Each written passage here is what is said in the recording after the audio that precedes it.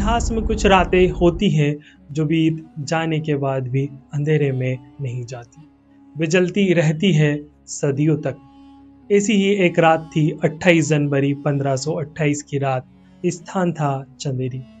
चंदेरी आज एक शांत ऐतिहासिक नगर है, लेकिन उस रात यह नगर सांस नहीं ले पा रहा था, संघर्ष झेल रहा था। कुछ दिन पहले ही 9 दिसंबर 1527 को मुगल आक्रांता बाबर सीकरी से चंदेरी की ओर निकला था। उसने रास्ते पर लूट, हत्या और अत्याचार करता हुआ उसकी सेना 20 जनवरी 1528 को चंदेरी के द्वार तक पहुंची। चंदेरी का किला राजा मेंदिराई की अंतिम शरण में था और किले के भीतर हजारों स्त्रियां, बच्चे और उनका भविष्य था। राजा मेंदिराई यहाँ जानते थे कि यह युद्ध केवल सत्ता का नहीं है, अस्तित्व का युद्ध है। 29 जनवरी 1528 को बाबर और मेंदिराई के बीच निर्णायक युद्ध हुआ। राजपूत भी लड़े और अंत तक लड़े, लेकिन युद्ध के परिणाम से पहले ही किले के भीतर से एक और निर्णय हो चुका था। 28 जनवरी की रात चंदेरी में जौहर की तैयारी हो चुकी थी। किले के भीतर खूनी तलैया के किनारे एक विशाल चिता सजाई गई और इस चिता के सामने खड़ी थी महारानी मणिमाला। इतिहास बताता है कि महारानी के संकेत की प्रतीक्षा में लगभग 1500 से 1600 स्त्रियां अपने बच्चों को गोद में लिए खामोशी से खड़ी थी। कोई चीख नहीं, कोई विलाप नहीं, केवल एक निर्णय। जब अग्नि प्रज्वलित हुई तो उसकी लपटें 15 कोस दूर तक दिखाई दी।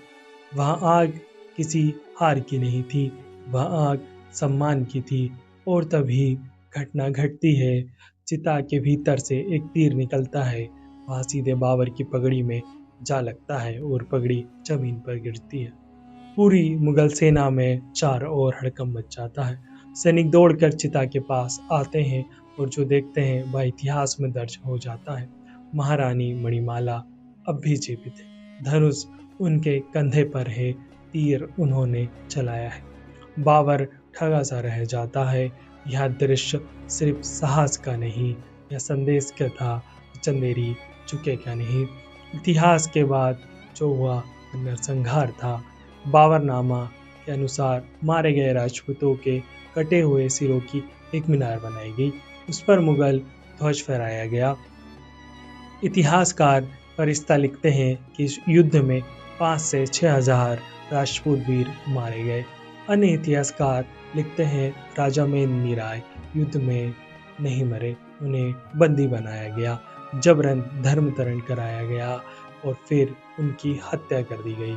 बाबर चंदेरी में 15 दिन रहा, किला लूटा गया, नगर उजाड़े गए, गांवों में लाशों के ढेर बिछा दी गए और जाते जाते बाबर ने अयूब खान को चंदेरी का सूबेदार नियुक्त कर दिया।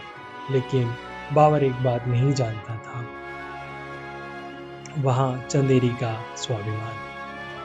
आज भी चंदेरी की मिट्टी महारानी मणिमाला और उन 1500 वीरांगनाओं के त्याग को याद करती है।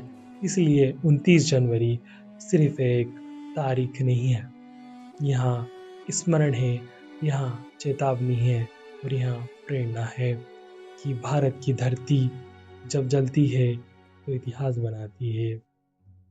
यही है चंदेरी का जौहर।